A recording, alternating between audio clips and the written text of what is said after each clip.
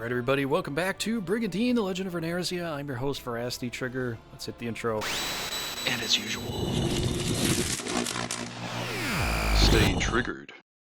Pew pew, pew. Okay, alright, let's talk about Jose. I'm going to make some of these short and sweet because I'm actually going to try to bring out more of these soon enough, probably in the beginning of the next year. And we'll get through this a little bit quicker so we can actually move on to, I don't know, some other kind of Brigandine content.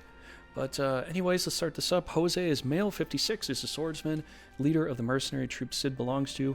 Impressed by Ray's self-sacrificing deaths during the mission of 2 Mana Celestia Theocracy, he pays the shinobi village a visit. There he learns of the shinobi tribe's determination to fight for their freedom and decides to join their cause. As well-traveled mercenary with battle achievements all across the continent, his knowledge and experience will certainly prove invaluable to the shinobi tribe.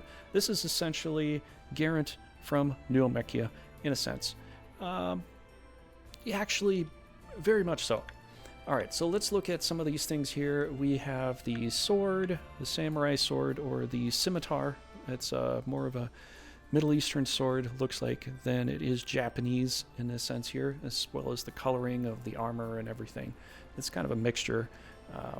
Indian, I believe. But we have light armor, we have a gauntlet, and we have a ring. That's what you get with these characters. He's a swordsman. I did not get him up to level 20 yet. He is just about to be there. He's proficient with his swordsman class. He's level 19. He can change up, he can suit up, and move up to the next class, but he's not there yet. You do get a critical rate of C at this level here, being a swordsman.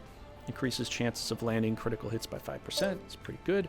Hit point recovery of B, 3% on max HP, which with him at this point, not that great.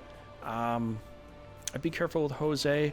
Like we talked about Sid before, Sid is pretty much the best one in the game. Toby's kind of like a swordsman in a way, sort of a throwback to Grand Edition.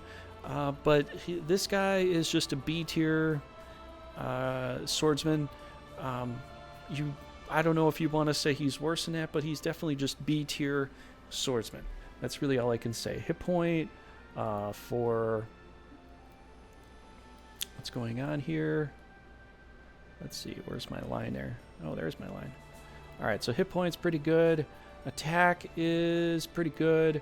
Agility's actually pretty good. Mobility, defense 105. MP 193, that's all right. Command range is nice. I like that. He's not really a 3D seer, but he is a 4D seer, so this is just kind of meh. Room power of 254. Pretty much just a B tier knight. I mean, you could throw him with Sid, you can throw him with other knights, and he'll round it out pretty alright, but you do have to be, I don't know, you have to be a little bit cautious, a little bit careful here. So you get some of these things here. We are the second tier. We're not the fighter. We are now the swordsmen, which is the second tier. So we get Fang Slash, which is normal attack, deals moderate damage, single enemy adjacent unit. Power of 120, not bad. Good thing about it is you have +8 accuracy while doing so. Now we go down to Iado Blade, or Aya Slash, or, you know, like the previous one was. The only difference is that it's a pre-move, which, well, no, actually, that's not a difference. It is a pre-move, the same as the other one. The difference is that it doesn't go 2 spaces away, so it's not as awesome as it was before. But the other thing that I have to throw in there, if you didn't know, is the Aya Slash Blade in the previous game was, I think, attack power of either 90 or 100. I'm pretty sure it was 90. So this is, so they cranked it up and they stopped it from being a ranged attack, okay? So it's stronger, but it's not a 2 space away attack like it used to be. Still accuracy +8, you get an extra orb in there. The only downside is it does cost 60 MP to do, which is quite costly. As you can see here, we only have 193 MP at this point. Yes, we can put gear on and put it up there. Probably get a, you know, what is that, 3 hits out of that? Maybe get it up to 4. I'd say gold tier armor would do it, but that's about it.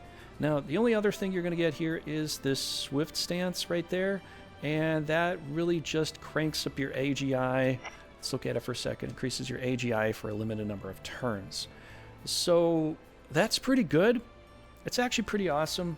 It makes you more dodge friendly. It makes you be able to pull off crit attacks more.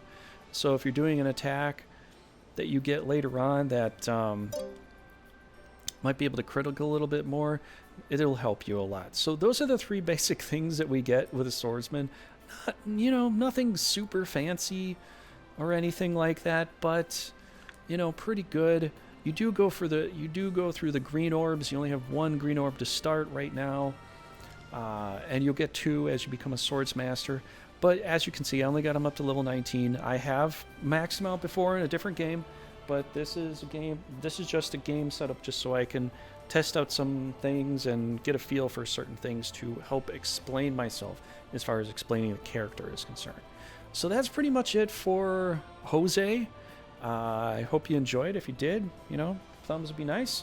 But let me know down in the comments down below, do you think that Jose is exactly like Garant?